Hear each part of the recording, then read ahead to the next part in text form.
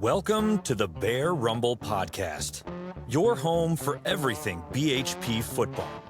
Each week, we dive into the greatest games, preview what's coming next, and share the stories that make Belton-Honeypath Bears football special.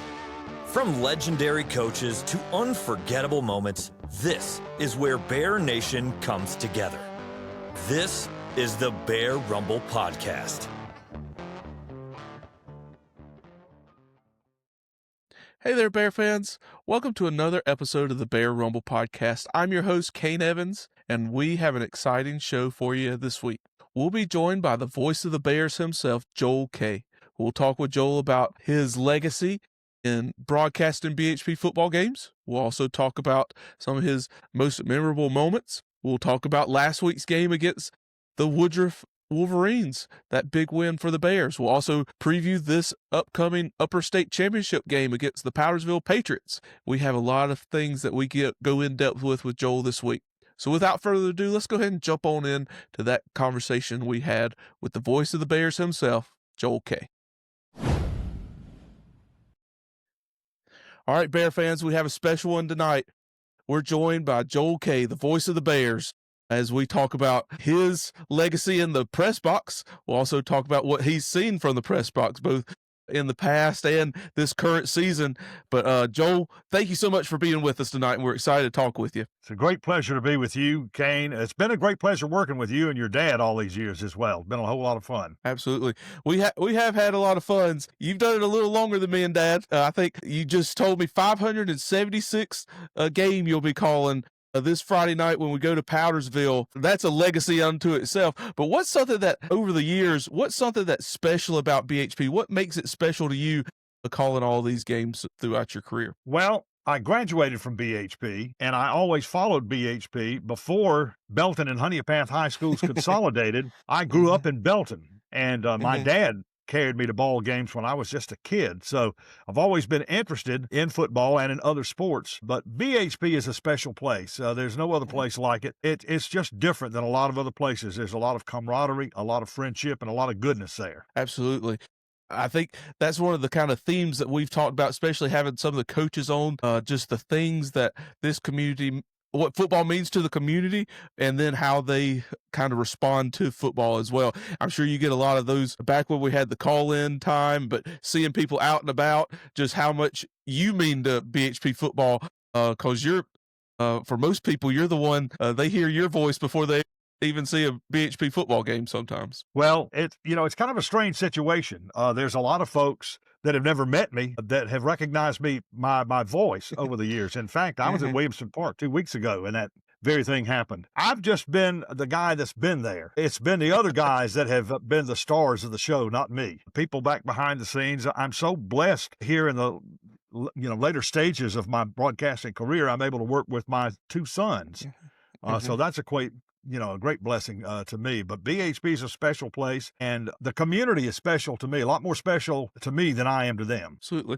What drew you to broadcasting, Joel? Well, Kayne, I was always interested in broadcasting from when I was a little boy. Back when I was little, there were no FM radios. It was all AM radio. I remember we'd listen to the radio in the car, for instance. I remember when my mom picked me up at school in the third grade when President Kennedy had been assassinated. And we listened on the radio on the way home till we got home. I've always been interested in radio. I always loved listening to music on the radio, and became an air personality for many years in addition to doing the BHP games. It's just always been something that started early with me, and I think my parents and people in my family recognize that. When I was a real little kid, one of the things I got for Christmas was a very small little device in which you could talk in and be heard in another room. It was an intercom was what it was. It was battery operated. You didn't plug it in. Now, this is back in the early 1960s. And so I got in my room with a part of the intercom and got my record player, and I played music on my record player, and I had the wire running from it. It was not radio transmitted. It was in a wire, and had it wired to go to the living room where my parents were. I probably drove them crazy with that thing. Kept running out of batteries over and over and over. But from a very small age, very young age, I was interested in radio. And then a little bit later on for Christmas, I got a 6-transistor radio. Now, it was an AM radio, 6-transistor radio, a little small thing. And I could listen to, to radio stations on my own instead of having to listen to it on the big radio that we had in the living room or in the car. Then after that, for Christmas, a couple of years after that, I believe my dad gave me a big old 15-transistor radio, which had an FM thing to it, and it also had a great big whip antenna. And so I was able to listen to FM radio. FM was starting to come in at that time. I've always been interested in radio, always loved listening to it, and it's just always been a part of my life. Absolutely. And I think the radio at BHP, I want to go back to that. I think some of the moments I remember listening in on the pregame show when you're talking to the coaches as we're driving to the stadium, or if it's an away game, listening to that, getting ready to get there to watch the Bears, that sort of thing. Radio's meant a lot for BHP fans, but also radio in general. I remember my grandmother telling me about them bringing all the students in to listen to the announcement about Pearl Harbor. I think radio is just such a big component to a lot of people's lives, and it definitely is what you just shared, and then a lot of people around BHP as well, which is you have a special part in a lot of that for BHP fans along the way. Well, radio for a long time was a really big deal. I mean, in addition to the announcement of Pearl Harbor, I was on the air when the disaster in New York City happened, to the towers. You remember things like that. There are people now, you've got a cell phone and you can get that information if you're in your place of work. But back then you couldn't. And I remember having to read things off the old teletype machine. We used to have a teletype machine, Associated Press and United Press International, and even a weather teletype machine that we had to read all that stuff live from. And you had to go out there and rip and read while you had a record going. You'd go out there and rip the paper off. That's just the way things were back then. And there's still a lot of people to this day that prefer listening to radio over seeing something on television. So that's pretty gratifying. Absolutely. Well, let's talk about that evolution. I think on Friday nights, I've gotten a taste of some of these. Broadcasting has changed a lot over the years. Tell me a little bit how it started for you broadcasting football games, and then let's talk a little bit about how it may have evolved since then. Well, the way I got started actually was before I ever got on the air. When I was a kid, I used to listen to the old Belton High School games on WHPB radio, which was licensed to Belton. It was a 1 kilowatt AM station, but it only was a daytime station. We had pre-sunrise authority. We could sign on like at 6 a.m. at 500 watts. Our full power was 1,000 watts, so we could not broadcast games live. Dave McKee did those games. My first memory was Dave McKee. A lot of folks probably remember him if you're old enough. I think Clyde Lauder helped some of those games. Then in 1974, there was a guy working at WHPB who lived in Florida, and he wanted to take 2 weeks off to go home for Christmas. His name was Randy Gallagher. He went by Randy with the records on the air. And so they hired me to take over for Randy with the records. So Randy went down to Florida. He came back home, and the same group that owned the Belton station, WHPB, also owned the AM station in Abbeville, WABV. Okay. And so they just moved me from Belton down to the Abbeville station, and I worked down there for 6 months as an on-the-air personality. And then an opening came at WHPB. So they moved me back to Belton in about July of that year, and they didn't have anybody to do the BHP games. So that's when I started in 1975. Now, it was a daytime station, so we didn't do live football games. We recorded those games on a huge reel-to-reel recorder. We used thin tape because the thinner the tape, the more tape you had on the reel. And so there was always a danger of it breaking. I didn't know what we would do if that happened. We recorded those games on a huge, very heavy reel-to-reel recorder. The first color analyst I had with me didn't know a thing about football, nothing, but he was a great friend of mine. I knew him from college.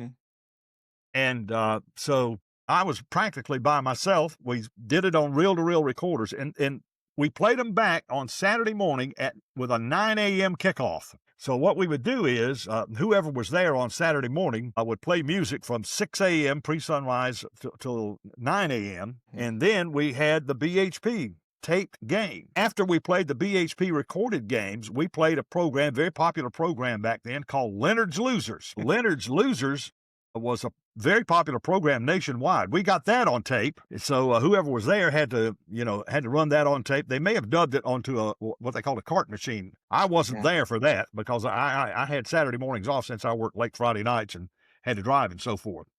But the BHP games kicked off at 9 o'clock. They generally got over about 11 a.m. Then we had Leonard's Losers. And then we were a Clemson football affiliate. Most of the stations in the upstate were Clemson football affiliates back then. And back then, now this was a long time, there were no lights at Death Valley. You couldn't play a night game. And if Clemson was at home, every game started at 1 p.m. And I believe their pregame started at like 12 noon. And so we did BHP football, and they would stall for time, maybe talking about games that were going to be college games, and then joined the Clemson network. And then we had Clemson football on with the 1 p.m. kickoff, and that's how we operated those days at WHPB. It was an AM station. The reason we had to sign off at night, AM signals bounce off the ionosphere at night, and so there are stations that are big, powerful stations in big cities that were far away that were like 50,000 watts, and so they would be on at night. And the small town AM stations were generally daytime stations, but that's how we did it back then. And we did it that way until WRIX finally came on the air. The FCC started relaxing things and allowing more FM stations to be licensed. And so Honeypath got a license to have a station on 103.1. And so that's when that started, and we did live broadcasts. Yeah, I'm sure even more has been changed. I know since I've been in the press box with you, you used to have to bring your own antenna and all that sort of thing, and now it's going all digital where you're using your cell phones, and I think it's a lot of things have changed in your time. Have there been any remarkable or memorable behind-the-scenes moments that may have caught you off guard or got you worrying before the game started? Well, one of the things, when you're talking about the older system when we actually brought the antenna, that was called a MARTI, M-A-R-T-I, which I think was the company that created that technology. We never knew if we were going to have the signal to be received by the station. It was quickly, it was mostly, I think, a line of sight thing. So we had to have our receiving antenna way up on the tower somewhere. And that's how we got those games. So we never knew, and we never knew what direction to point the thing in. I mean, it was trial and error, but some way or another, me and Mitch Small back then, we were able to get those things on the air some way, but it was an absolute miracle on some of those things. Go ahead. No, I think that would be more stressful than actually doing the game sometimes, is making sure everything's set up. Well, I've always been a little wary of technical issues. Anything can happen. One of the things that I was told that happened back when we taped the games on a reel-to-reel one Saturday morning, whoever was running the tape, the take-up reel stopped. And so the tape was feeding and falling into the floor. That could have been a mess. Some way or another, they caught it in time and played some extra commercials or something. And see, they had to stop the tape whenever there was a timeout. They had to stop the tape and cue it up to whenever we started back and run commercials during that. Now, that's a glitch that could have happened. We had all kind of things that could have happened, and the good Lord blessed us. We were able to get through all of those things some way. Absolutely. Well, let's talk about one of those seasons that was that you got through but was kind of special for you. Let's talk about that 2004 season.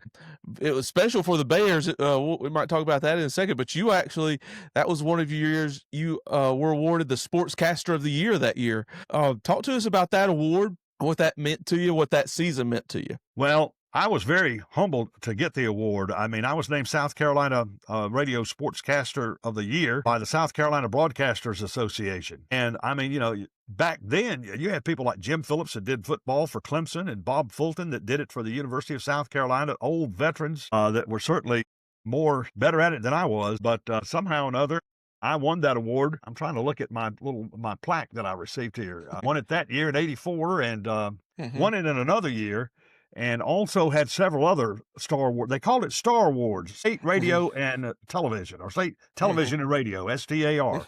So, newscasters that did local news on television and television reporters all got awarded. And, you had to get nominated for it. Somebody nominated me, and somehow or another, I won those awards. I won what was called a Certificate of Merit from the South Carolina Broadcasters Association for, I believe, 3 or 4 years. I've been very blessed, but that 2004 year was real special. I won the State Sportscaster of the Year, and we won the state championship that year. So that's what made that very, very special. Absolutely, yeah. That I think you were on Santa's nice list that year. I think you had everything going for you there. So, talk to me about what you saw from that 2004 team. Let's talk about what you've been seeing on the field. That 2004 team was special, like we said, undefeated. But what were some of those moments that you saw in that team that that made you realize that team was special? Well, I'll tell you one of them, Kane. I believe we were playing Pickens at Pickens, and we were behind in that game. Late in the football game, we scored 2 touchdowns, and I think we won that game 13-12, I believe, if I'm remembering right. And don't count on my memory because it's not as good as it used to be. But I'm telling you the truth. That's when I knew that team had what it needed and what it took to win the state championship, because those guys, you included and others, did a tremendous job out on the football field of getting us back in that football game. Pickens had a pretty good football team back then, and we were very fortunate to win the football game, but we showed a lot of toughness and non-panic. I mean, we could have panicked and gone off the railroad tracks, but we didn't. So that's when I knew that team was really, really special. Absolutely. I'm glad you said that. This is one of my best memories of that year. In my mind, it's the greatest play in BHP history. Quarterback, O'Brien Cleatscales, he comes to Steve Williams, defensive quarterback. BHP's down. You're exactly right. We're not moving the ball on offense. It seems like we're having a hard time stopping Pickens. He comes to Steve Williams, tells Coach Williams to put him in at cornerback. 2 plays later, he picks one off and takes it in for a touchdown and really starts the rally for the Bears. And I think you're exactly right. Just that resolve from willingness to do whatever it takes to get that win, I think was a kind of a thread that went through that season. Well, I'll tell you, O'Brien Cleatscales was a really special football player. And I agree with you. I think that's the biggest play in BHP history. I don't think there's any other play that comes close to that. He didn't play on defense until right then. And he took it upon himself, made a super play, and that interception return for a touchdown was really, really something special. Was there anything during that run, any of those special calls that maybe stand out to you? Well, not really. Because we pretty much went out on the field and did what we wanted to do. I mean, it was hard for other teams to stop us. So I can't think of one big play, but I can remember in the state championship game, we're playing Dillon High School. Dillon's undefeated, and we're undefeated. There was a television journalist at one of the Florence TV stations that interviewed me that for their 6 o'clock and 11 o'clock p.m. newscast on their television station.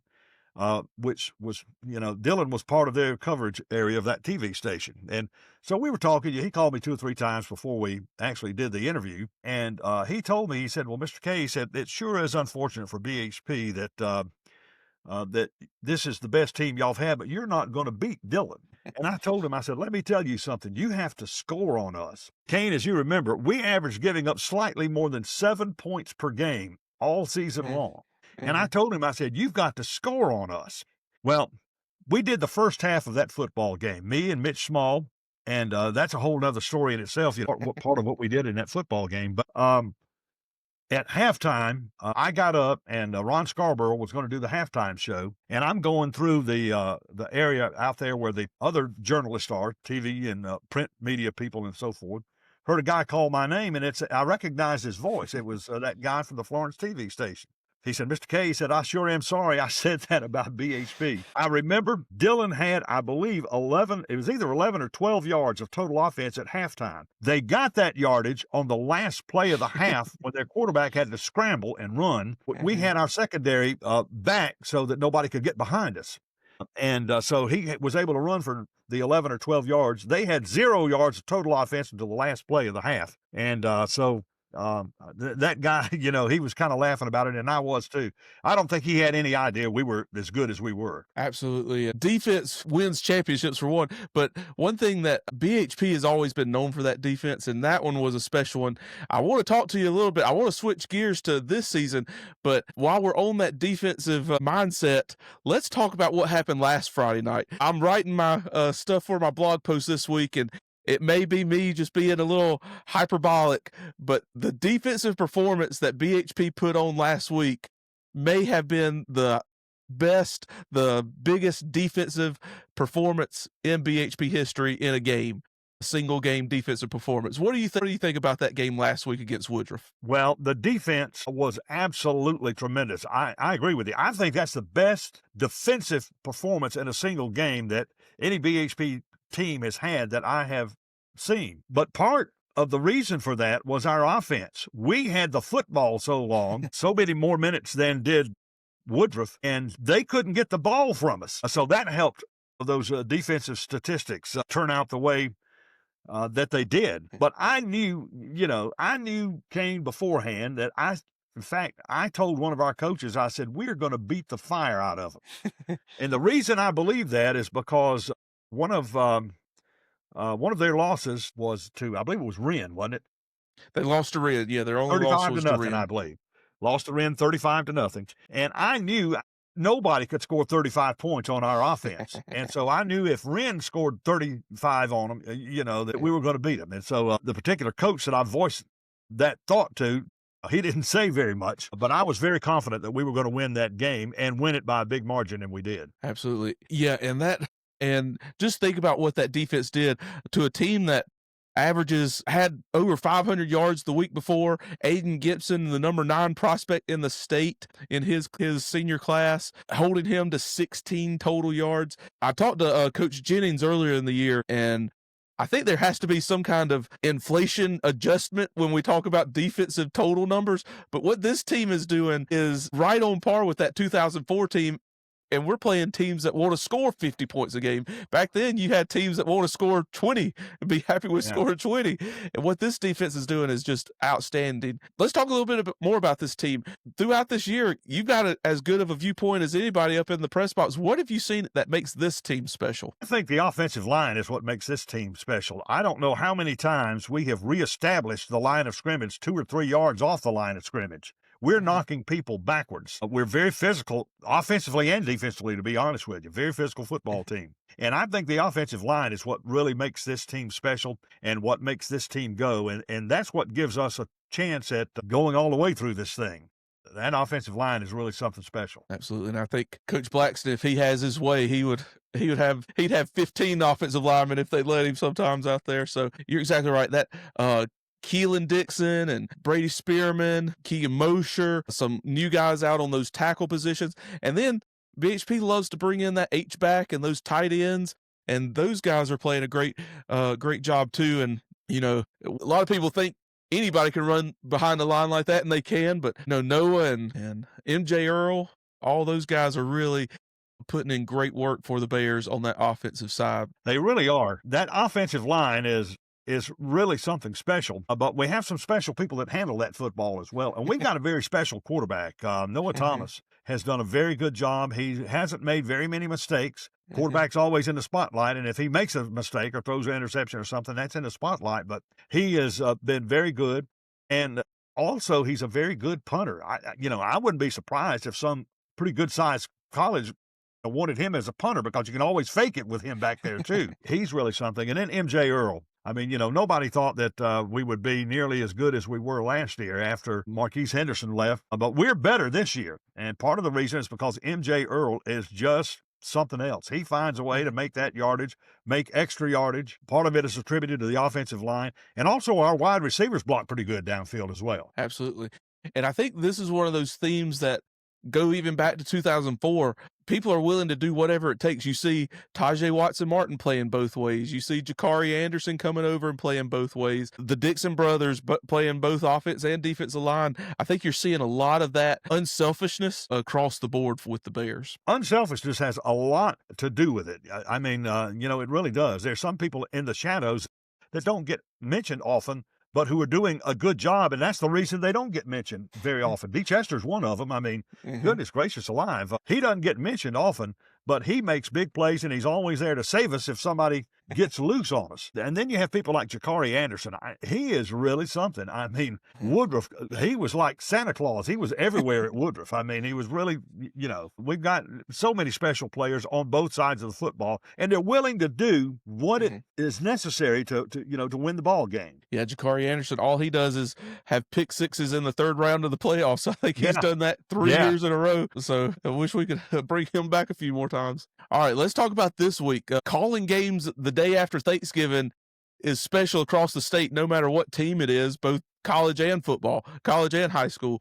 But tell me about what it means for you to be calling a game this Friday night, the day after Thanksgiving, upper state championship in the balance. What's it mean to you? Well, I look forward to it because it's a lot of fun. The preparation of the games I don't like, but when I sit down there, I'm ready to have fun. It's fun, and it's fun to watch our guys. It's fun to be there with you and your dad. It's fun to be there with my sons. But it's just fun. I mean, it's a great atmosphere. It's so special. People don't realize that one of the special things about BHP is the press box. I mean, we've got some people that have been up there. Jimmy Lawless has been in our home press box for many, many years. Glenn has been there for many, many years. It's a special place. But going back to your question, broadcasting after Thanksgiving, to me, that is a fun day. That is a fun day. Broadcasting on, I think they call it Black Friday. Hey, man, I'd rather be doing that than being out in those stores somewhere. Really look forward to it. It's very special. Yeah, and it means a lot. For high school, that means you're in the upper state or lower state championship. And then if you get to do one after that, it's for all the marbles. Do you ever feel the pressure knowing you're calling these big games for BHP? No. In fact, I enjoy the big games. I can remember back many, many years ago when we had very small teams that were not very good in our conference. And, I didn't enjoy those games. I enjoyed the big ones. I remember broadcasting games when we played Woodruff, when Willie Varner was the coach over there. We went 4 years in a row and didn't score on them. And I broadcast those games. So, or at least a couple of them. I can't remember if I broadcast all of them or not. But, it's just, there's just something special about this whole thing. It's special being on this program tonight. Well, thank you. I think one of the things that are special, I think we felt it last week, was the atmosphere that BHP fans bring. Sometimes I think it comes across in your calls as well. Sometimes, depending on the location, it feels like those fans are in there with us sometimes. But I feel like one of the things you really do great about is feeding off of those fans. When you hear those fans start to roar, you bring the wave with it. Talk to me about these big games when you can feel the environment and how it helps you on the broadcast as well. No, it's unbelievable. The way our fans were into the game last week, Kayne, and you were there, this, it was really something. I remember when I was a kid, the broadcaster that did the Clemson games before Jim Phillips was a guy named Bill Goodrich. Bill came from Ole Miss up to Clemson for a little while. I think he broadcasted at Southern Miss for a little while as well. He came up to the Greenville-Spartanburg market, and when Clemson would do something good, he would go, "Woohoo, mercy." And he became famous for that. He did that, actually started that at Ole Miss, that phrase. He would get very excited. I don't quite get that excited, or at least I haven't yet, but I really get excited about those big plays, and I want them to go, and I'm ready for them to go. And so it's a lot of fun. The bigger the play, the more exciting for the fans, and the more exciting for the broadcasters as well. There was a phrase that was made popular, not by you, but by one of your co-anchors. I think everybody for a while would always come up to you and say, "I tell you what, Joel K." And I think that one might still be living out there a little bit sometimes. So Mitch Small was one of the best guys, most fun guys I ever worked with. And I'll tell you, Kayne, the first year or so that he worked with me, there were some folks, even some folks affiliated with the high school, that didn't like him very much. They say, they said, he makes us look like the Beverly Hillbillies on the air. People think we don't know how to educate people at BHP.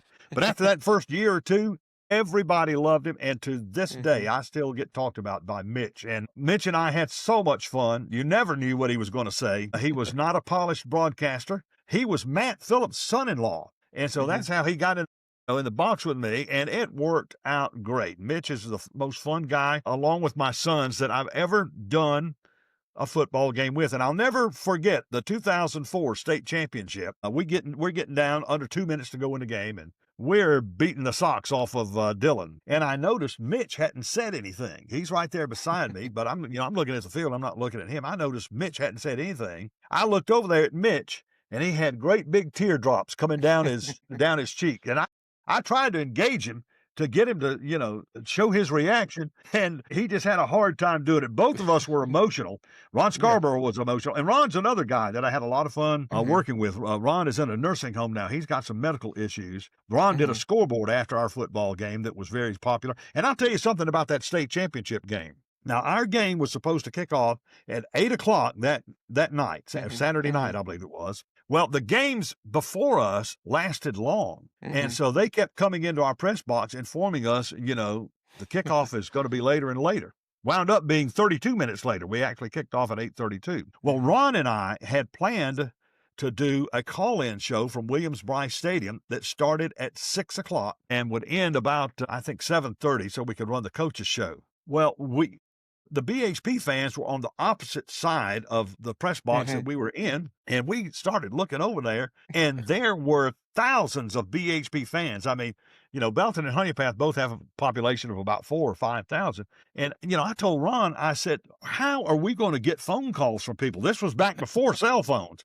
I said, what in the world? I had some material, statistical information from Dylan and our statistical information.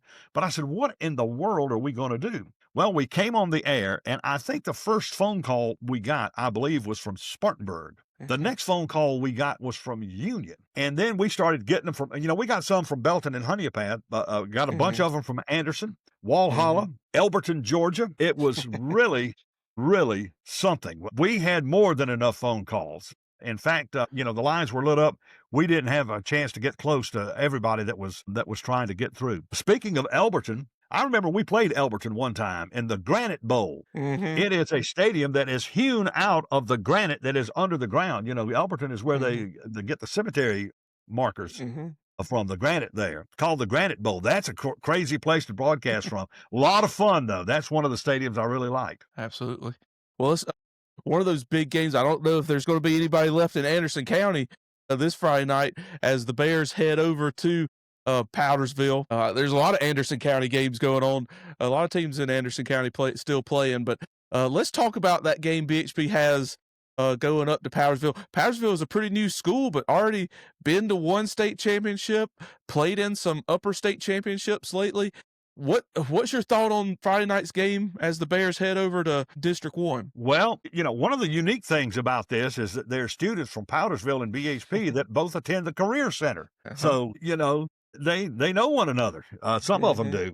Maybe are in class together. I don't know exactly, what the format is there. But Powdersville, first place, Robert Bustar up there is their head coach, and he has done a tremendous job with that football team. They started out kind of like BHP when Belton High and Honeypath High consolidated. They started out as a new school, and now they have a heck of a football program. They got a great coach. They've got great players on their football team.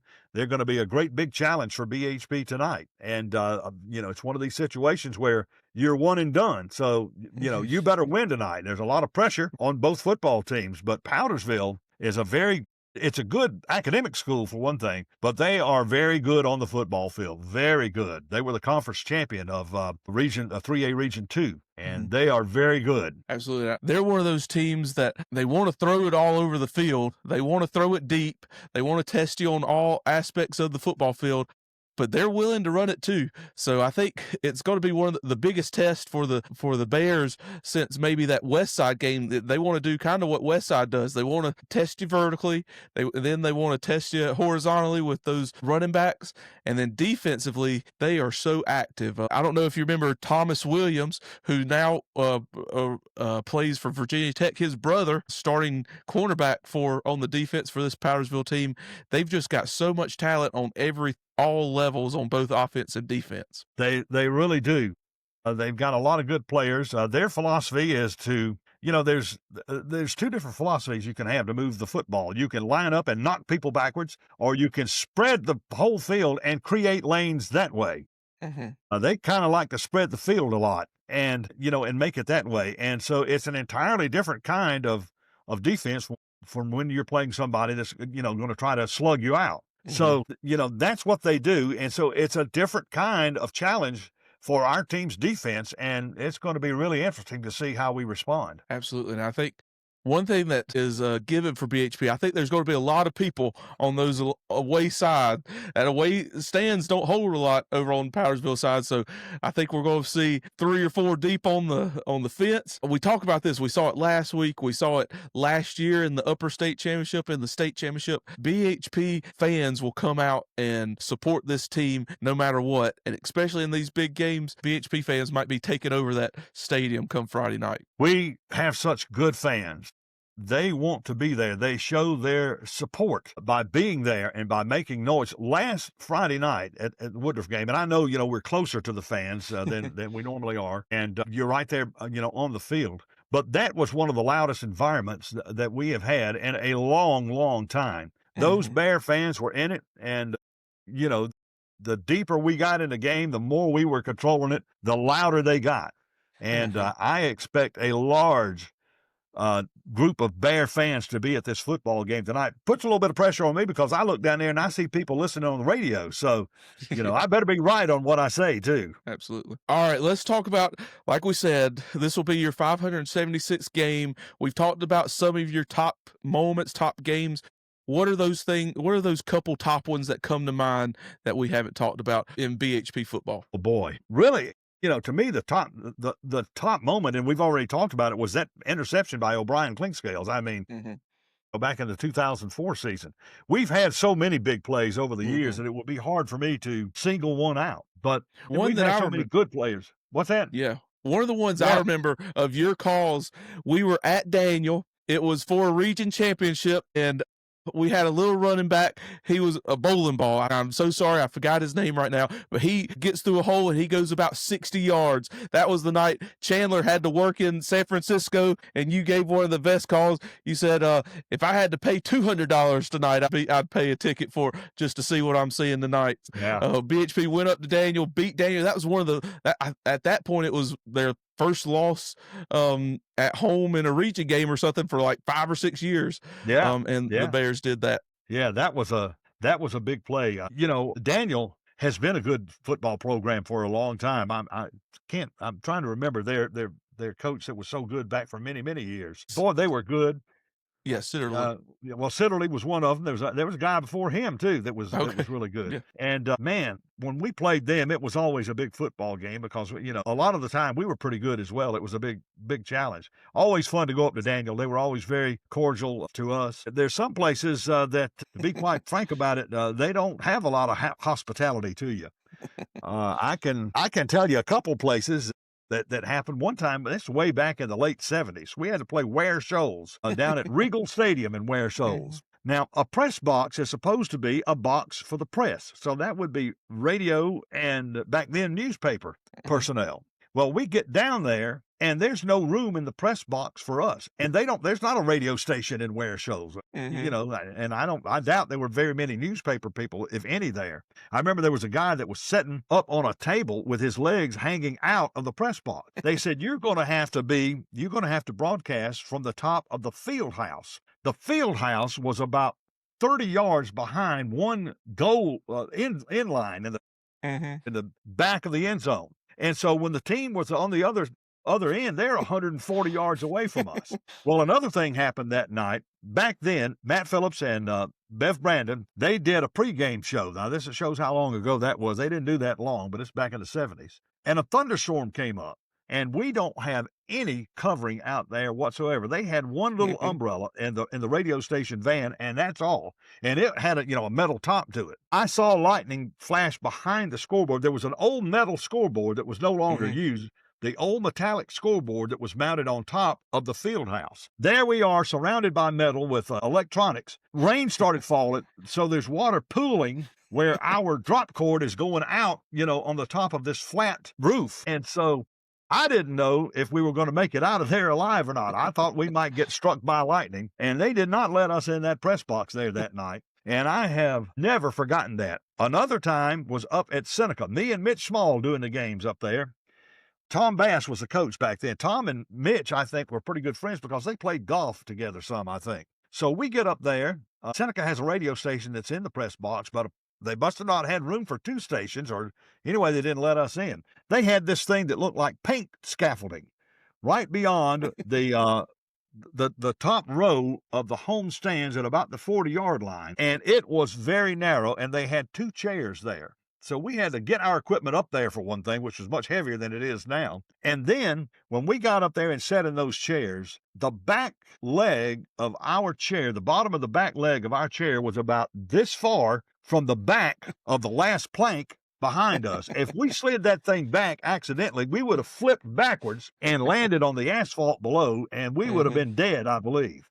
We did that whole football game. And also, there was this lady that was in front of us. She could hear everything that we're saying, And Mitch said some things I think that the lady didn't like too much, but he was right. And so she kind of turns around and she's trying to argue, not argue, but she's turning around and telling us stuff, That was something else. I wish we'd been in the press box both of those times, and I hope we never face that again. Absolutely.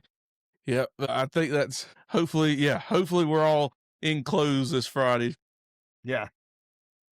All right, so that's my big question. I always like to end up with a lightning round where I got 5 quick ones for you. You just tell me what's on top of your head, and then I'll get you out of here. We talked about maybe some of those that not your favorite press box, not your favorite stadiums. What's that favorite stadium other than BHP that you like to call a game at? I think one of the most fun stadiums that I've done a game at is Serene Stadium in Greenville, which is the old stadium that Furman used to use. And we played Greenville High School up at Serene Stadium. They were always so cordial. Everything was so professional. It was a great place to broadcast from. And another place that I like, if I can name another one, is the Granite Stadium down at Elberton. That was really something special. Really like that place too. Yeah, it seems like anytime BHP and Greenville play each other, it's going to be a good game. So that probably helps calling that one as well.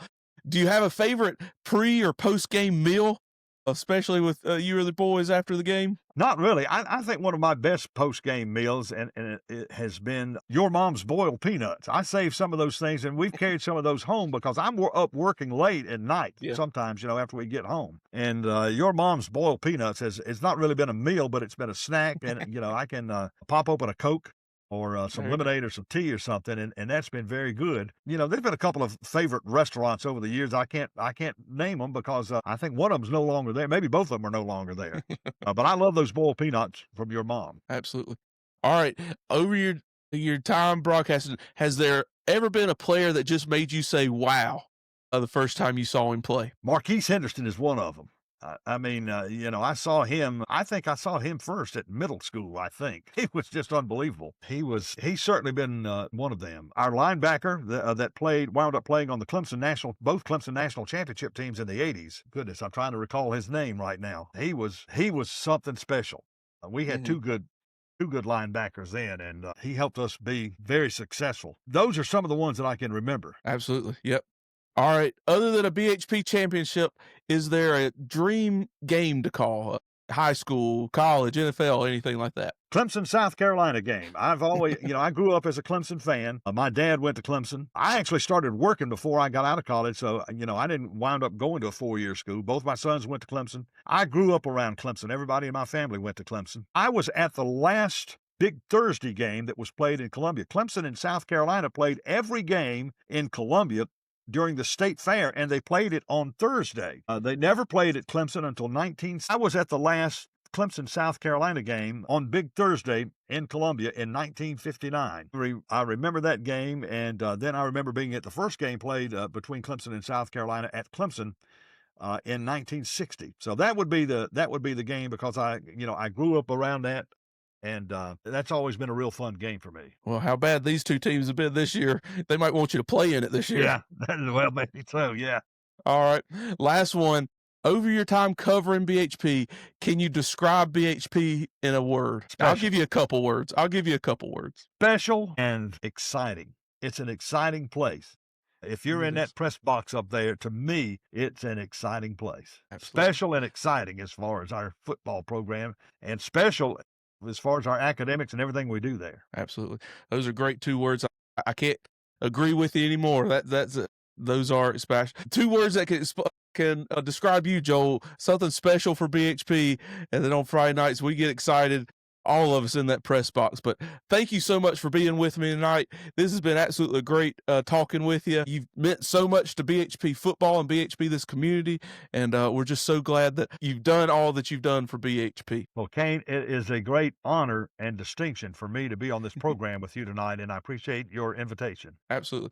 Before I let you go, I get everybody to do this. I need to hear your best "How About Them Bears." How about them Bears? Mitch There Small we go. started that There you saying, go, by the Joel. way. Yeah, that one was coming straight from 103.1, I think. Yeah, that's where we right. get it from. That's right. Yeah. Joel, thanks so much, and we'll see you this Friday night. All right, Bear fans, we previewed the game with Joel K against the Powdersville Patriots, but we want to give you those 5 quick stats to get you ready for the matchup. BHP is 6-2 all-time and under Coach Blackson against Powdersville. Powdersville just became a school in 2012. BHP is 6-2 in those matchups against the Patriots. With that, with the 144 passing yards against Woodruff, Noah Thomas now has 2,083 passing yards on the season. He's only the 4th BHP quarterback to ever surpass the 2,000 passing yard mark in a season. Tajay Watson-Martin had 8 receptions against Woodruff. Now Tajay has 97 career receptions at BHP. That's 3rd all-time in career receptions here at BHP. In 2025, BHP's outscored their opponents 112-7 in that middle 8, that 4 minutes before halftime and 4 minutes after halftime. So BHP has outscored their opponents in that middle 8, 122-7 this season. Along with that, BHP is since 2014, BHP is 34-2 when scored a defensive touchdown. They scored that last touchdown Friday night. Jakari Anderson takes it 70 yards for a touchdown for that defensive touchdown. And then here's the last one. BHP's forced a turnover in every game this season. So we'll look to see if that can continue this Friday night as they head up to Powdersville for this Upper State Championship game. We hope to see all Bear fans there, and be loud and proud for them Bears. All right, Bear fans, that's a wrap for this week. We do want to thank you for being with us as in this episode of the Bear Rumble podcast. Thank you, Joel K, for being with us and giving us some insight and letting us talk through all things BHP broadcasting with you. We do want to thank you, Bear fans, as this week Thanksgiving's coming up. We are very thankful for your support for both this podcast, everything we do, but especially all the support and everything you give to BHP football, BHP athletics as a whole. So thank you, Bear fans, for being the best. We do thank you so much for being with us this week. We ask you to go ahead and subscribe and tell others about the podcast. We ask that you follow us there on any of our social medias. Follow us on thembears.com, where we do a long form write-up, a preview, and a review of last week and this week's game. We also go in more in depth with our quick stats, and you even get a prediction from me. So follow us there. Follow us on all of our social medias. And we ask that you be there Friday night. Be loud. Show up early. Let's have a huge crowd there for this Upper State Championship as we head over to Powdersville this week. If anybody asks you, all you got to say is, "How about them Bears?"